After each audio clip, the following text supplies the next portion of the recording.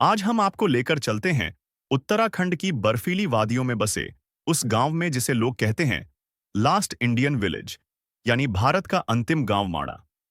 स्वागत है आपका भारत के अंतिम गांव माणा में, जहां की हवा भी पौराणिक कथाओं से भरी हुई है और जहां कदम कदम पर आपको इतिहास, आस्था और रहस्य की झलक मिलती है।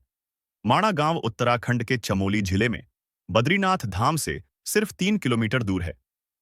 भारत चीन तिब्बत सीमा के पास स्थित होने के कारण इसे भारत का आखिरी गांव कहा जाता है।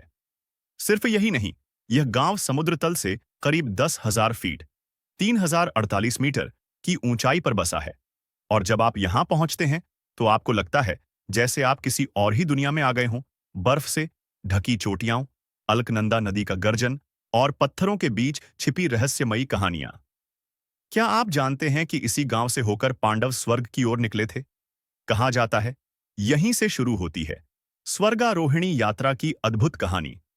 मान्यता है कि महाभारत युद्ध के बाद पांडव भाई अपने पापों का प्रायश्चित करने और अंततः स्वर्ग जाने के लिए हिमालय की ओर निकले। वो रास्ता माणा गांव से होकर ही गुजरा। कहा जाता है कि पांचों भाई और द्रौपदी ने यहीं से अंतिम यात्रा शुरू की। आज भी यहां से आगे जाने वाला रास्ता स्वर्गारोहिणी पर्वत की ओर जाता है। लोग मानते हैं कि यह वही मार्ग है जिससे युधिष्ठिर जीवित शरीर में स्वर्ग गए थे। क्या आपने कभी ऐसा पुल देखा है जो किसी ने बनाया नहीं, बल्कि भीम ने एक ही हाथ से रख दिया?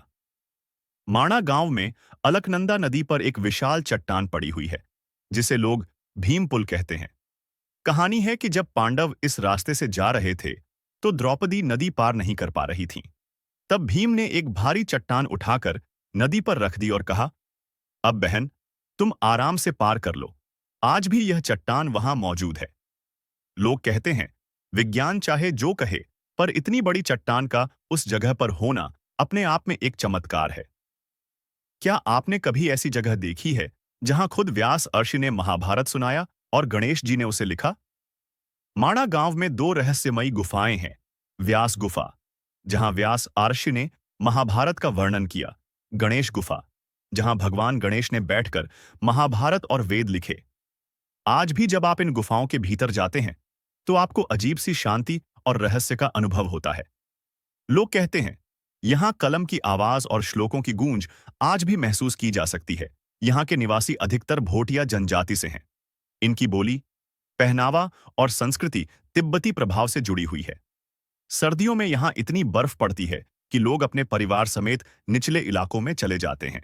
यहां की महिलाएं ऊन से बने हुए कपड़े और शॉल बुनती हैं, जो पूरे भारत में प्रसिद्ध हैं। आपको गांव में घूमते हुए छोटे छोटे घर, लकड़ी के दरवाजे और पत्थर की दीवारें दिखेंगी, मानो समय यहां रुक गया हो। आज माणा गांव एक प्रसिद्ध पर्यटन स्थल बन चुका है। लोग यहां आते हैं भीम पुल देखने, व्यास और गणेश गुफा जाने और स्वर्गारोहिणी मार्ग की झलक पाने। लेकिन जितने लोग आते हैं, उतना ही रहस्य भी यहां और गहरा होता जाता है। क्योंकि यहां की हवा में, यहां की नदी में, अगर इस कहानी ने आपके दिल में भी जोश भर दिया हो, तो वीडियो को अभी लाइक करिए, अपने दोस्तों तक पहुंचाइए और सब्सक्राइब कर लीजिए, क्योंकि आगे और भी रहस्यमयी और रोमांचक